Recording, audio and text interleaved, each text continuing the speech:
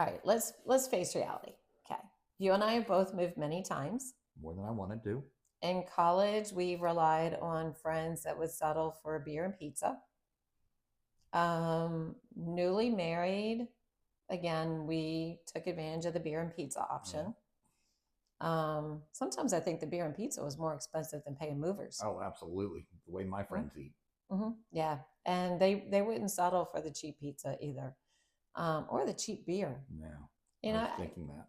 I think I need to go back and reevaluate those relationships. Um, but now, let's be honest, guys. If you're looking at downsize, you know, there are some great options out there that aren't going to involve calling your friends. Because at this age, I'm not lifting anyone's couch. I no bad back, not as strong anymore. I fake it, but yeah, not doing it. So you've got moving companies, Yeah. you know. Got companies that will drop pods off in your driveway. Yes, we're actually doing that for my daughter who's getting ready to move from Alabama up to Rhode Island because I'm not driving down there, loading up my car and driving. No, for the cost of that one pod, it's cheaper than the expense that we would be going through to get her moved. But you've got the pod where you pack everything yourself. You still got to move the stuff out of your house into it and from that inside, unless you hire movers from a local company to do it for you. You can also get the local moving companies to pack you. Mm-hmm. Some will actually unpack you. Yep.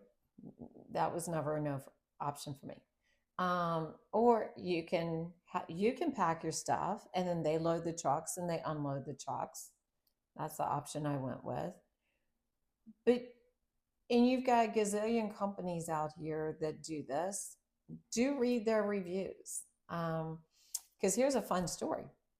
I'm not going to throw them under the bus here, but I do have the video out there from 2020, 21, one of those two. A seller in Prince Frederick hired a moving company that ran stuff into the walls, did damage to the drywall. Turns out they were using a fake name that was trademarked under another company. And refused to come back and fix the damage. The seller refused to fix the damage. Yeah. So my buyer had two choices: go to settlement and buy the house. But again, we were running into COVID craziness. Okay. Yeah, a little bit of a problem there. And my buyer went through with it and they ended up having to fix the damage themselves. Wow. So when you're looking at these companies, ask me, read the reviews, interview them, make sure it is a legitimate company. And cheapest is not always best. I've learned that the hard way myself. Mm-hmm.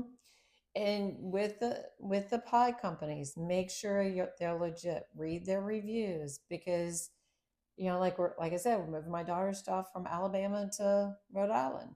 I want to make sure her stuff ends up in Rhode Island and not in a pawn shop in California. Mm-hmm. Yeah. So that's where we come into play too, guys. Absolutely. I'm telling you, this whole consulting thing, we got your back. Mm-hmm. It's a team. Yeah. If it can happen, we've probably seen it.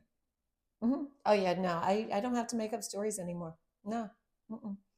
And sadly, my clients have lived through this stuff too. Oh yeah. And that's why most of us are still friends. Mm-hmm. But we got your back. We'll tell you who to use. I'm never going to tell you not to use someone, but I will tell you a story. Yeah. Mm-hmm. So, all right, guys, until next time, have a great day. Talk to you soon.